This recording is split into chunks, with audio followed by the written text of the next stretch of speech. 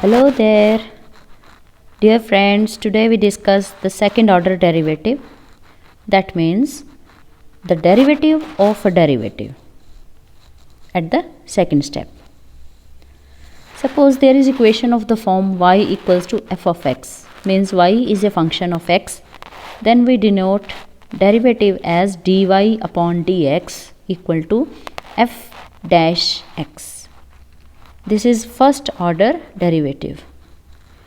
Another method to denote such derivative is y1 or y dash.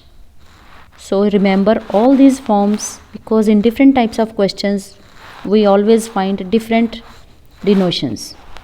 These notations you always remember. There are four types of denotions. It may be dy upon dx or f dash x or y1 or y dash. These all stand for first order derivative. And for second order derivative, dy by dx is written as d square y upon dx square. See, this is not dy square, this is d square y upon dx square equals to. Now for the derivative of f dash x, there is another second derivative, so it becomes double dash. This is f double dash is called the second order derivative. Other notations are, instead of y1 you write y2. y1 means first derivative, y2 means second derivative, second order derivative. And for y dash we write y double dash, that is y raised to power 2. So this is how you denote the second order derivative. Now we come to the questions directly with examples. Suppose we have the function y equals to sine inverse x. Then dy upon dx means first derivative, or you can say y dash equals to, you know the formula, 1 upon under root 1 minus x square. This is 1 minus x square raised to power minus half. And for second derivative you will take derivative once again of this function. Once again means the derivative of derivative. So for notation, observe, this is d2y upon dx square equal to y2 equal to y double dash equals to. Now take power to the left, this power to the left, as you remember for derivative, and subtract the power by 1 into, using chain rule, find the derivative of 1 minus x square. So you get minus 1 by 2 into 1 minus x square raised to power minus 1 by 2 minus 1 into derivative of 1 minus x square. So this is minus 1 by 2 into 1 minus x square raised to power minus 3 by 2, and derivative of 1 is 0, and the derivative of minus x square is minus 2x. 2 cancel out, so finally you are left with x upon, because minus minus cancel out, you are left with x upon 1 minus x square raised to power 3 by 2. Quite easy. The only thing is you take the derivative of the derivative, that is second order derivative. Take another example. Y equals to e raised to power sine x. Y equals to e raised to power x into sine 5x. Now for first derivative, you will find the derivative using the product rule. You remember, the exponential function is the u function and the sine function is the v function, and the rule was to find their derivative. Say this is y1 equals to u e raised to power x as it is into derivative of sine 5x, which is cos 5x into 5. Derivative of sine 5x is cos 5x into 5.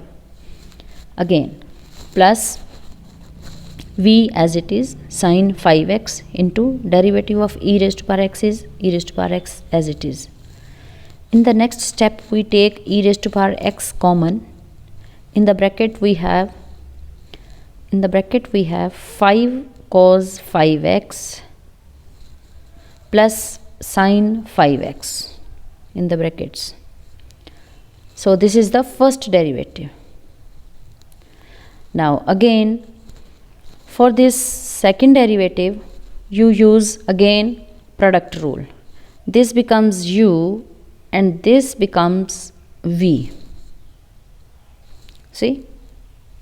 And using this rule again, we have 5 into e raised to power x into minus 5 sine 5x plus cos 5x plus into e raised to power x plus e raised to power x cos 5x into 5 plus sine 5x into e raised to power x.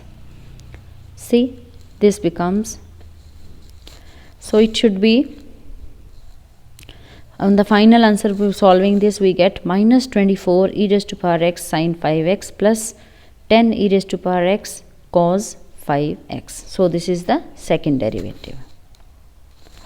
Sometimes friends, they don't ask the second derivative directly, but they ask you something to prove. They gave you a differential equation in which we will substitute the values and prove the question. Now here the question is y equals to 5 cos x minus 3 sin x, prove y2. y2 means the second order derivative of y plus y as it is, its function is equal to 0. So to prove the left hand side, we need to find the second order derivative first and we substitute the value. Now y was 5 cos x minus 3 sin x. So y1, first derivative becomes minus 5 sin x minus 3 cos x. And y2 means the second derivative. You again take the derivative of the derivative. It becomes minus 5 cos x minus minus plus, because the derivative of cos x is minus sin x. So you get plus 3 sin x. Now put this value y2 in the equation, in this equation. So we get on the left side y2 plus y, we substitute minus 5 cos x plus 3 sin x plus y was 5 cos x minus 3 sin x. And finally these cancel out and we get 0, which was right hand side.